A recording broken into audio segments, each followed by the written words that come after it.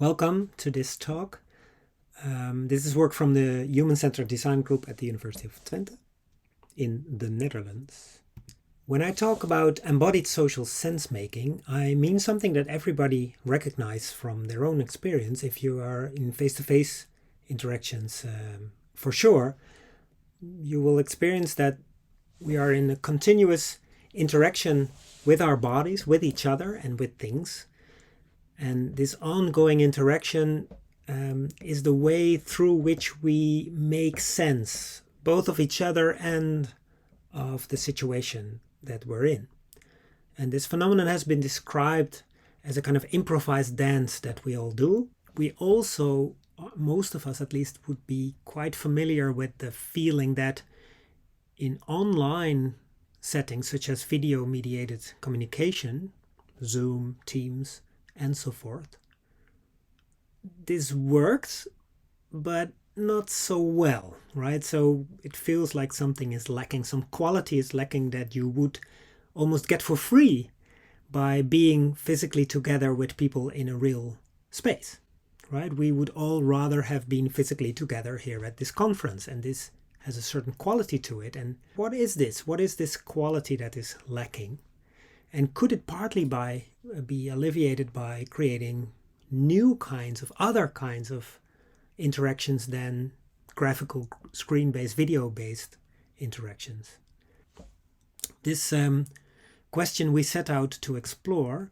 We were in the middle of the pandemic doing a course on embodied interaction, and we couldn't do any of the cool things that we normally would do. And the students, the interesting situation was that the students were both the users who would have first-hand lived experience of what it means to be in a remote setting trying to make sense together. And at the same time, they were also the designers who could create possible new forms of interaction that would perhaps at least partly compensate for the lack of quality that video conferencing has to offer. One example of a kind of thing that could help out here is this classic example by Brave and Daly from the MIT lab. Wooden rollers that make you have direct contact, as it were, between your hands, feeling the other, being in touch.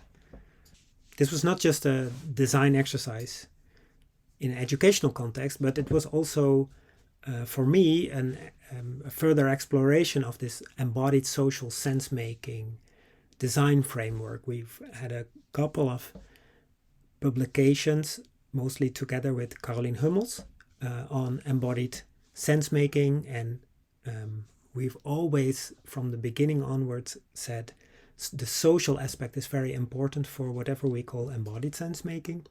The reasons for thinking that, this close connection between embodiment and the social, goes back into embodied cognition theory, situated cognition theory, phenomenology, and also in activism, and in particular in the participatory sense-making theory developed by Hanne de Jager. We had 24 pairs of students, designer/users, and they went into this process of iterative exploration, prototyping, self-ethnography, discussions, reflections, theory workshops, and so on and so forth. Any one of these experience prototypes was, in a way, a kind of proposal of what embodied social sense-making would be in terms of designing an interactive scaffold to support it.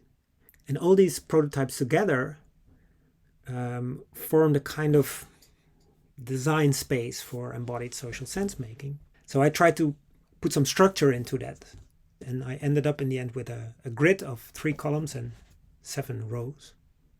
So this is a conceptual design space on scaffolding embodied social sense-making in the remote setting, and the rows relate to relevant aspects of the phenomenon to be supported. So these were the things that the designer users discovered as being open to design and also relevant for creating a better quality of the social sense-making process. So to briefly review the aspects of the phenomenon, it would be things like how people would be able to attend to one another, turn-taking, but also things like how do you quickly form a group in an improvised way, right? So not by these breakout rooms.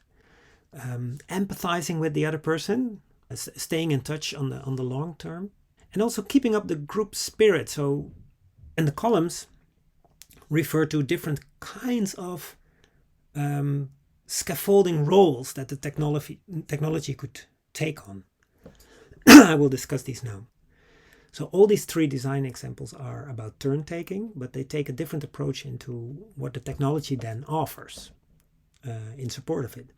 So the central one is about, in a way, copying the well-known cultural practice of using a gavel to manage turn taking and going to the next point in the agenda and so on. The turn taking harmonica creates a whole new unknown form, tangible form.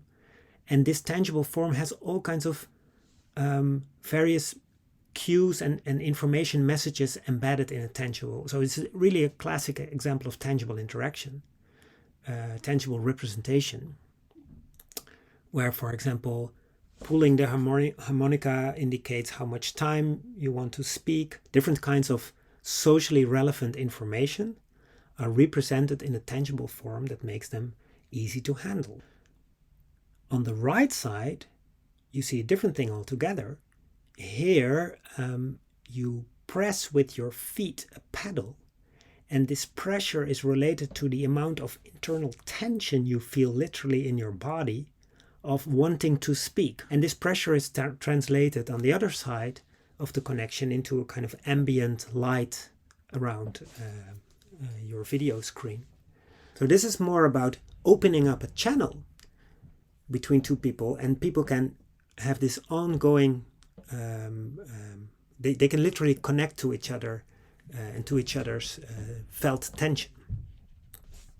If you're in a face-to-face situation, you get a wealth of opportunities for coupling for free, right? Because your bodies are literally close to each other.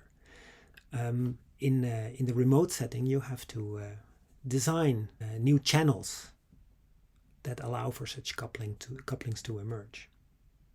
So if we look at this whole framework and try to draw some general conclusions, I think this study adds some detail to our understanding of the ways in which interactive technology can or cannot support embodied social sense making. So it adds a bit to the earlier publications that we had, where we said the social and the embodied are closely related. In the remote setting, we were actually forced to become much more explicit even about what embodied social sense making is really about.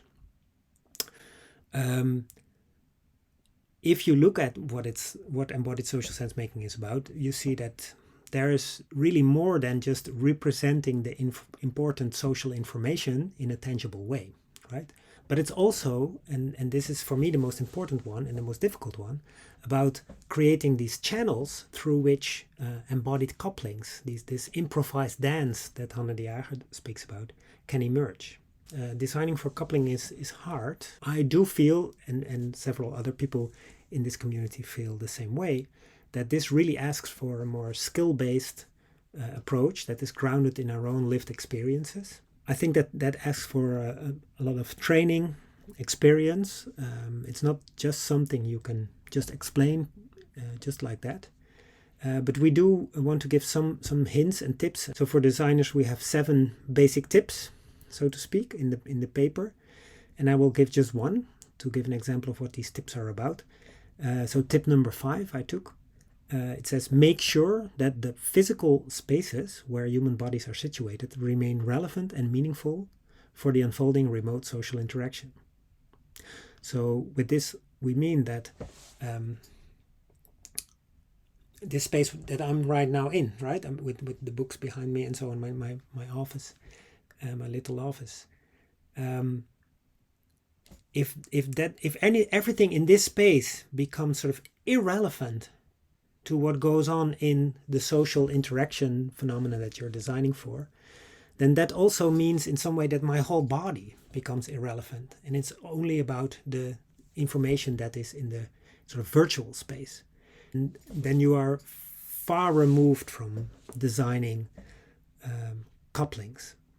With that, I would like to end, and I would thank all the designer users that have participated in this study. Thank you very much.